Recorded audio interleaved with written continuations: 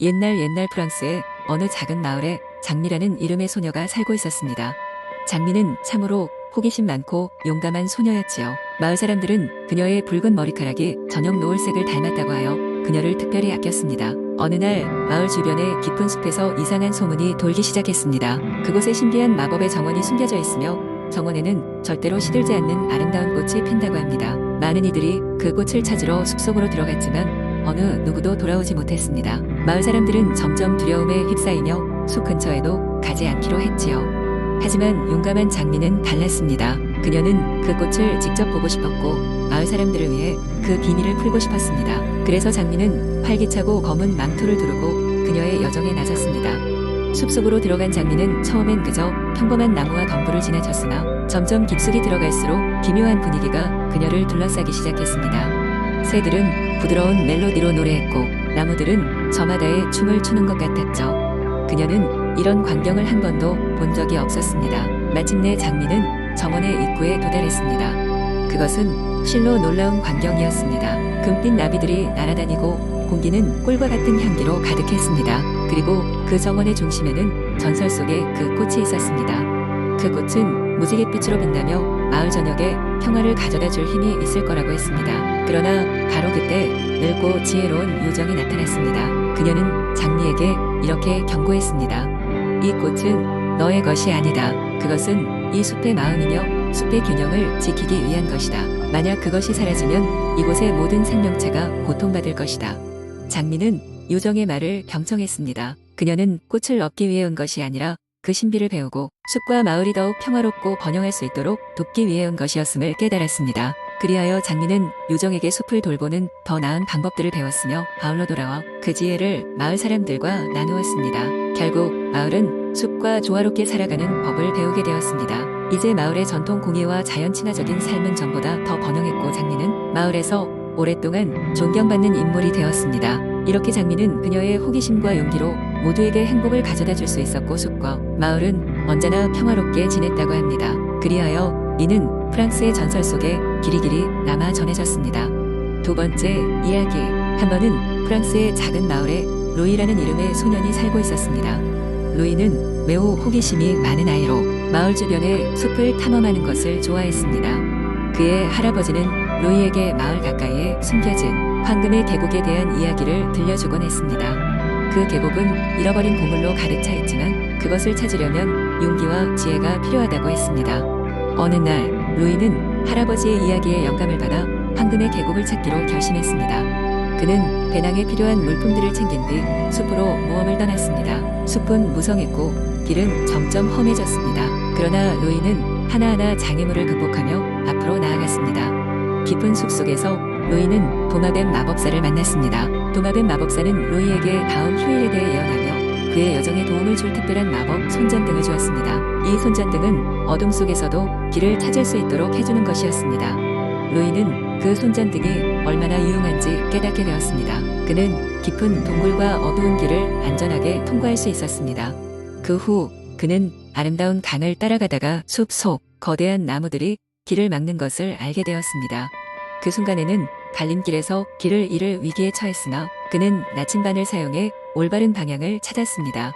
며칠 후 루이는 드디어 황금의 계곡에 도착했습니다. 그곳은 믿을 수 없을 만큼 아름다웠으며 계곡 중앙에는 커다란 황금 상자가 있었습니다. 상자에는 보물이 가득 담겨 있었지만 그것을 열기 위해서는 복잡한 수수께끼를 풀어야 했습니다. 루이는 할아버지가 자주 말하던 지혜의 중요성을 기억해냈고 차근차근 수수께끼를 풀어나갔습니다. 마침내 루이는 수수께끼를 해결하고 황금 상자를 열었습니다. 안에는 수많은 금화와 함께 현명한 자에게 돌아갈 것이라는 문구가 적힌 노트가 있었습니다. 루이는 할아버지의 말처럼 그 보물을 받는 것이 중요한 것이 아니라 그 과정에서 배운 교훈들이 더 가치 있다는 것을 깨달았습니다. 마을로 돌아온 루이는 할아버지에게 모든 이야기를 전했고 둘은 함께 미소를 지었습니다. 할아버지는 루이의 성장을 보며 매우 기뻐했고 루이는 처음으로 자신이 어른이 되었다고 느꼈습니다. 이로부터 루이는 모든 이들에게 모험과 지혜의 중요성을 전파하며 행복한 삶을 살게 되었습니다.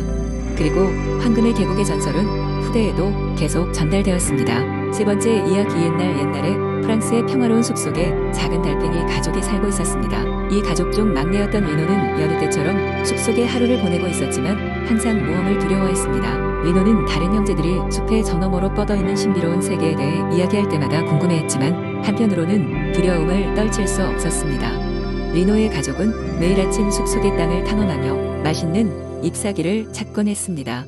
어느 날 리노는 형제들이 이야기하던 마법의 정원 이야기를 들었습니다. 그곳에는 아름다운 색깔의 꽃들이 가득하고 하늘은 더없이 파랗다고 했습니다. 하지만 그곳에 가기 위해서는 깊은 숲을 가로질러야 했고 그 길은 무척 위험한 것으로 유명했습니다. 다른 형제들은 이미 여러 차례 그 길을 가보았지만 리노는 항상 두려워하며 머뭇거리기만 했습니다. 그러던 어느 날 형제들이 마법의 정원을 탐험하고 돌아온 후 리노에게 장미꽃잎 하나를 선물했습니다. 리노는 그 장미꽃잎을 바라보며 언제쯤 나도 저 멋진 곳을 볼 수 있을까? 라고 생각하게 되었습니다. 결국 리노는 결심을 했습니다. 용기를 내어 마법의 정원으로 향하기로 말입니다. 리노는 조심스럽게 길을 나섰습니다. 처음에는 긴장도 하고 두려웠지만 시간이 지남에 따라 자연의 다양한 소리를 듣고 바람에 감촉을 느끼며 조금씩 스스로에게 자신감을 가지게 되었습니다. 길을 가는 도중 리노는 근처에 살던 개미들을 만났습니다. 개미들은 리노에게 인사를 건네며 여행길에 도움을 주기로 했습니다. 그들 덕분에 리노는 가장 위험한 길목들을 무사히 지나칠 수 있었습니다. 다시 한번 용기가 생긴 리노는 개미들에게 감사를 전했습니다. 그러던 중 리노는 거대한 강아지 앞에 세워졌습니다.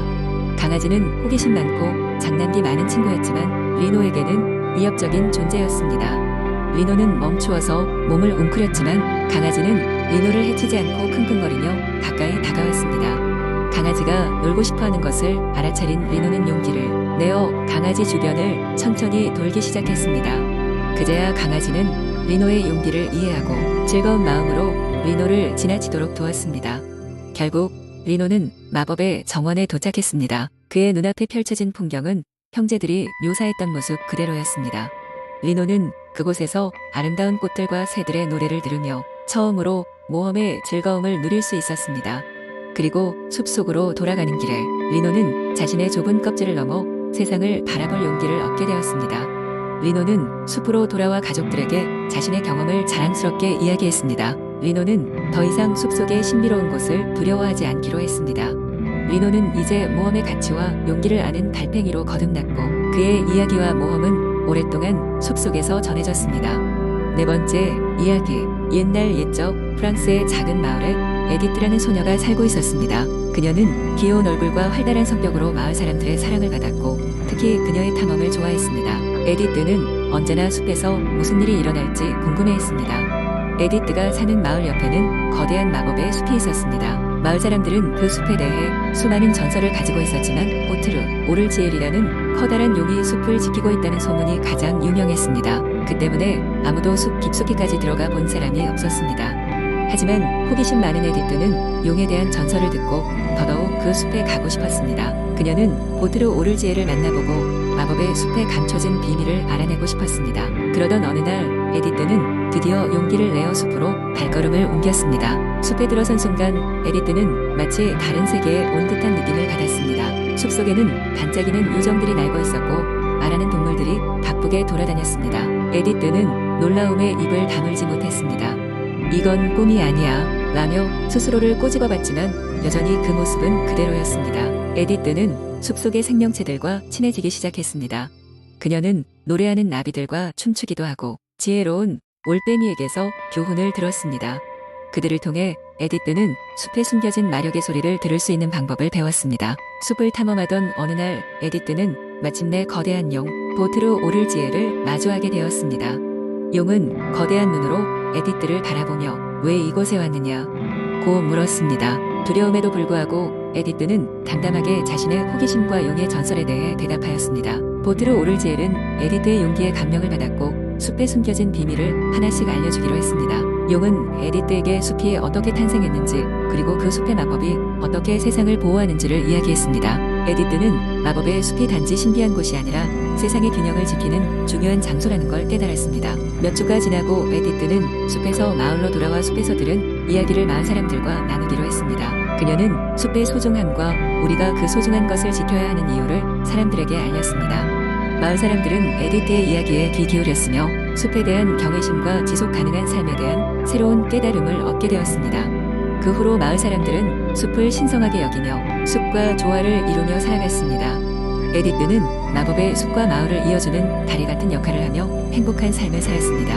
그리고 그 숲은 앞으로도 수많은 세대에 걸쳐 영원히 마을을 지켜줄 것입니다.